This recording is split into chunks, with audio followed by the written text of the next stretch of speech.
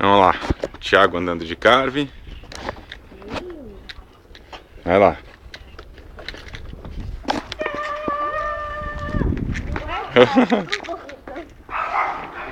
É o primeiro.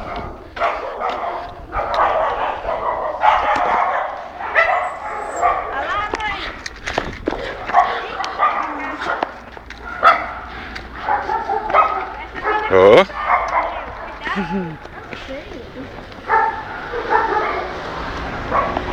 Tô deixando só.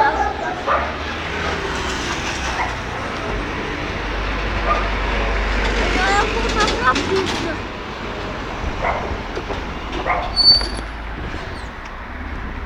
Vamos dar um gás aí. Só um empurrãozinho. Faz curva aí. Faz curva pra mamãe ver,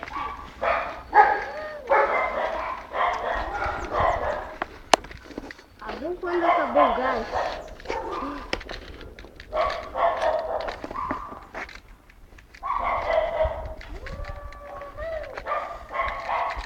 Mamãe, só uma coisa, eu tô sem cotoveleira e sem joelho. Chegou, fala isso mesmo. Vai custar mais. Aí, mãe, Thiago aprendeu com o papai.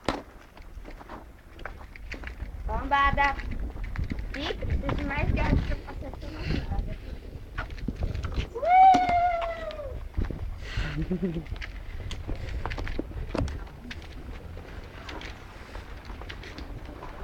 Olha o carro. A diferença do pai e do filho é só o tamanho do brinquedo, né?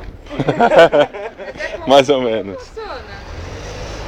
É como um skate, mas ele tem pneu. Pneu. Ah, ele tá, não é controle remoto nem nada. Não, nem não, não, nada. não. Ah, tá. Bom, aí não Nossa. tem como você cair, né? Porque é uma forma. Tem. Eles não, né? Mas o pai pegando uma descida e tudo mais, aí tem. O pai já tem uma fama meio ruim de ralados. E você também já pode de vez em quando? É, a gente começou agora. Começou a experimentar agora. Muito bom.